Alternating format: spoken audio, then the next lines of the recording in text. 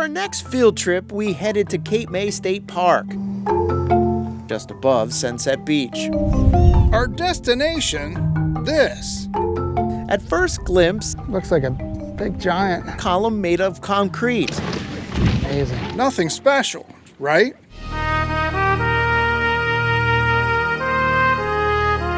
But this massive structure is a major piece of American history. Meet Fire Control Tower number 23. This tower was built in 1942. They constructed the outside of this tower in 2.5 days. It's one of the last remnants of Cape May's wartime past. She has a story to tell, Hey, I'm Bill. Nice to meet you. and we're here to share it. Cool. But first, Let's head up. an introduction. There's our captain. Our host, Ben Ridings, curator and all-around knowledgeable dude. As we start to make our way up, Tower 23's narrative comes alive. This tower was one of 4 in New Jersey. They were part of Fort Miles. There were 15 in total, 11 on the Delaware side, 4 on our side. 3 years into World War II, German submarines, known as U-boats, started an offensive in American coastal waters. The U-boats, unfortunately, did a pretty good job early on in the war.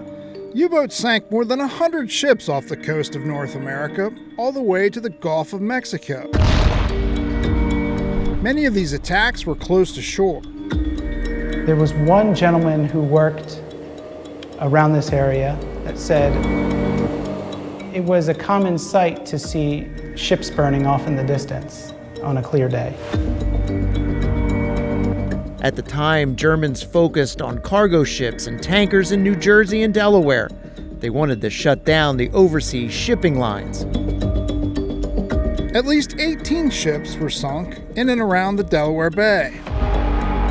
So in a few days, they built Tower 23 and many others just like it to spot and prevent these attacks from happening.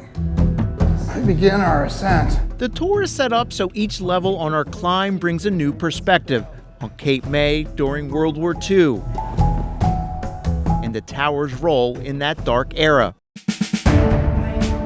On the second level, we learned about the town's rich wartime history, This is our wall of honor, locals who served their country, just a bit over 100. This is Dave Yeager. He served in World War II, but he also worked for Cape May MAC, both here in the tower and also at the lighthouse.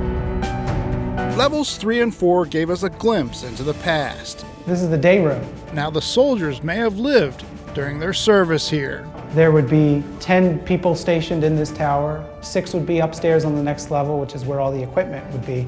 Down here, there were cots, tables, and if they were off their shift, they could just, read or listen to music or sleep. This is pretty cool, too. The top floor is an observation deck with a vintage telescope. If they saw a U-boat, they would use the coordinates that they see from the azimuth instrument, and that would go to battery 223. Hello. Hello? Working radios, Shane. What's up, dude? and an incredible panoramic view. I think I can see my house. You can see a lot of things up here. The tower is still here because once these towers were decommissioned, they were forgotten about. So this tower just stood here, uncared for, just forgotten until around 2000. But thanks to the hard work of Cape May MAC, their legacy has been preserved for all to see.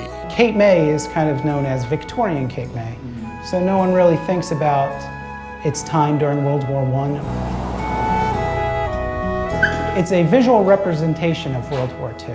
I mean, folks might not be interested or think about the story of World War II until you come into the building like this and see it, and then you want to know more about the story and why it's here.